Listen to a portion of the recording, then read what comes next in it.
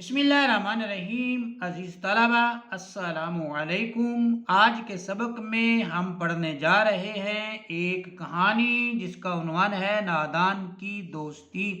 نادان کہتے ہیں بے وقوف کو۔ تو آئیے سبق کا آغاز کرتے ہیں۔ پرانے وقتوں کی بات ہے کہ ایک امیر آدمی تھا، اس کا پیشہ تجارت تھا، وہ تجارت کرتا تھا۔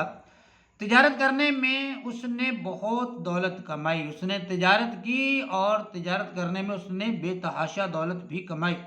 وہ تجارت کرنے کی غرض سے سامان تجارت لے کر اپنے ملک سے کسی دوسرے ملک کو جایا کرتا تھا، اپنے ملک سے سامان لیتا اور کسی دوسرے ملک میں جا کر جو ہے اسے بیچا کرتا۔ اسے جانور پالنے کا بہت شوق تھا، چنانچہ اس نے ایک بندر پال رکھا تھا جس کے ساتھ اسے واہلانہ لگاؤ تھا، بڑی اس سے وہ محبت کرتا تھا۔ بندر بھی اپنے مالک سے بہت محبت کرتا تھا۔ ایک بار یوں ہوا کہ امیر آدمی اپنے سامان تجارت کے ساتھ سفر کر رہا تھا۔ سفر کرتے کرتے دوپہر ہو گئی اور سورج نے اپنا جلال دکھانا شروع کیا۔ سورج نے اپنی جو ہے وہ گرمی دکھانی شروع کی، یا سورج کی گرمی جو ہے وہ بہت بڑھ گئی۔ تاجر نے ایک گھنے درخت کے نیچے عارضی پڑاؤ ڈالا، ایک گہری چھاؤں والے درخت کے نیچے اس تاجر نے جو ہے وہ تھوڑی دیر کے لیے بسیرا کیا۔ وہ تھکا ہارا تو تھا ہی، اس لیے جلد سو گیا۔ بندر نے اپنے مالک کو پنکھا جھلنا شروع کر دیا تاکہ وہ آرام سے سو جائے۔ بندر نے دیکھا کہ ایک مکھی ہے جو بار بار مالک کے چہرے پر آ بیٹھتی ہے، وہ اسے اڑا دیتا ہے مگر مکھی پھر آ جاتی ہے۔ بندر مکھی کی حرکت سے تنگ آ جاتا ہے۔ بندر نے مکھی کو پنکھے کی مدد سے اپنے مالک کے چہرے سے دور رکھنے کی کوشش کی، لیکن شاید وہ مکھی بڑی ڈھیٹ تھی، باز نہ آئی۔ اس پر بندر کو غصہ آ گیا۔ بندر نے مالک کا خنجر اٹھا لیا اور سوچا کہ اگر اس بار مکھی چہرے پر بیٹھی تو وہ اس کو جان سے مار دے گا۔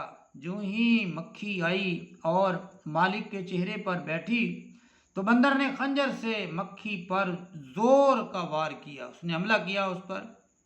بندر نے مکھی پر وار کیا، حملہ کیا، مکھی اڑ گئی، مگر یہ کیا، خنجر کے وار سے مالک کی ناک کٹ گئی اور وہ لہو لہان ہو گیا، اس کا خون نکل آیا، اس کا خون بہنے لگا۔ کہتے ہیں کہ مالک نے اسی وقت میان میں سے تلوار نکالی، مالک نے میان میں سے تلوار نکال لی اور بندر کا سر تن سے جدا کر دیا۔